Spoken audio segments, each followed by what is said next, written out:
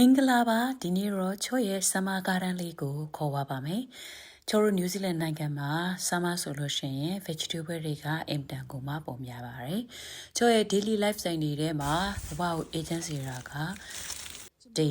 အပင်တွေစိုက်ခြင်းပန်းတွေစိုက်ခြင်းမှာလည်းချော့ရဲ့ဘဝတစ်စိတ်တစ်ပိုင်းကို agent စေပါတယ်ဒါကြောင့်ချော့ရဲ့ဆမ်မာဂါဒန်တူလေးကိုလိုက်ပြီးတော့ပြစီဗီဒီယိုလေးကိုစုံထိကြည့်ပေးပါလူရသည်ဆိုရင်တော့ခရမ်းကျင်သီးတွေကအင်တန်ကိုပုံများပါတယ်ဈေးလေးနည်းနည်းသက်သာပါတယ်ဒီအချိန်ရာသီစာပဲပြောရမလားတော့မသိဘူးခရမ်းကျင်သီးကတော့အိမ်ဘေးနာပတ်ဝန်းကျင်တွေမှာကောဘေးအိမ်တွေမှာပါခရမ်းကျင်သီးကိုစိုက်ကြပါတယ်ဒီလီယာကတော့ချော့ရဲ့အကြိုက်ဆုံး cat flower ဖြစ်ပါတယ်ပန်းဝယ်ထိုးစရာမလိုဘူးတငယ်ချင်းတွေကိုပေးလို့ရတယ်ဒါကြောင့်မို့လို့ဒေလီယာကို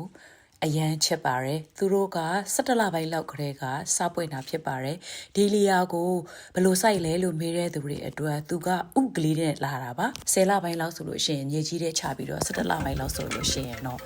ပန်းတွေကစပြီးတော့ပွင့်ပါပြီခင်းကျင်သီးကတော့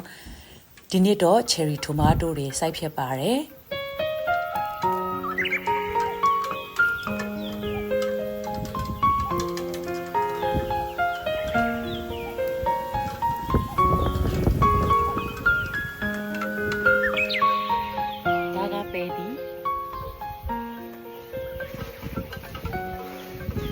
ခရမ်းကျင်သည်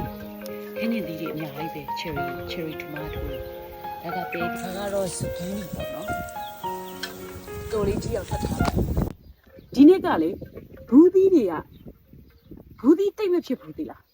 ဘူးသီးတိတ်မဖြစ်ဘူးဘာဖြစ်လို့လဲတော့မသိဘူးဘူးသီးတွေ they not really happy ချောရဲ့ဘူးသီးချမောင်လေးတွေကတော့စားလို့တော့ရပြီအဲ့တော့ကချမောင်လေးတွေစားဒီပဲသီးကိုလည်းကြည့်ကြရက်ပဲသီးရဲ့တီးချင်တိုင်းတီးကြီးချင်တိုင်းကြီးနေတော့ကြည့်လိုက်ကြီးစားတော့စူကာညွန့်လေးတွေဖြတ်ဘူးညွန့်ဖြတ်ချင်းငါဒီလက်ချင်းမကောင်းဘူးဒါကတော့သားနဲ့သမီးအတူပါစိုက်ထားပေးတယ် passion fruit ဘိုင်းနေပါတက်စီကိုမိပြီးတော့စိုက်ထားဒါမြန်မာလူဘလို့ခေါ်လဲတော့မသိဘူးသူတို့အတွက်ဒါစိုက်ထားပေးတာဒါနောက်လာလောက်ဆိုလို့ရှိရင်စားလို့ရပြီပေါ့စိုက်ထား2နှစ်ရှိပြီပေါ့နော်နှစ်နှစ်မှဒီနှစ်မှမြိုင်ဆိုင်ပြီးရပေါ့ဒီနေ့တော့သူတို့စားလို့ရတယ်ညီမဒါ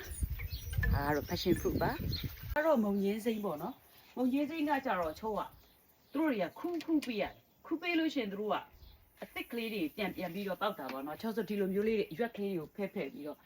ခောက်ဆွဲပြုတ်တို့ပြီးလို့ရှိရင်အဲ့လိုမျိုးချိုးတို့ Asian တွေကအရေးတောက်ကြိုက်တယ်လေအရေးတောက်ကြိုက်တော့မုံရင်းစိမ့်ကိုသူပတ်ချွိုင်းလို့ခေါ်တယ်ခူးပေးရတယ်ဒါကတော့မုံရင်းစိမ့်ပေါ့ဆိုဒါဆိုလို့ရှိရင်ပဲသီးရယ်မုံညင်းစိမ့်ရယ်ကညွန့်ရယ်channel မှာရှိတဲ့အသီးအရွက်တွေအရေးတောက်တစ်ခွက်တော့ရတယ်ကွာသိလား is really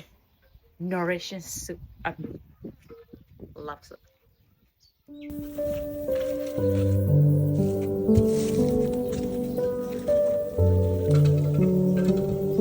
okay ဒါကတော့ဒီနေ့ channel ရနေခူးတဲ့ဟင်းသီးရွက်တွေဖြစ်ပါတယ် so ချိုးရဲ့ channel အရန်ကိုမှ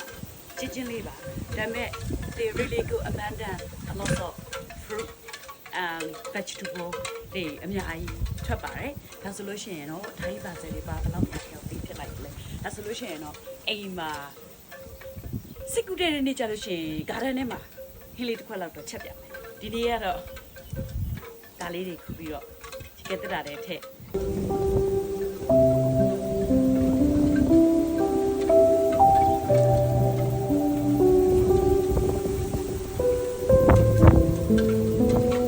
စကီနီတလုံးပြမယ်နော်အရန်ကမှအကြီးပဲချုံသိမ်းထားခီးရတဲ့အချိန်မှာကိုကအရန်ကိုကြီးနေရပါတော့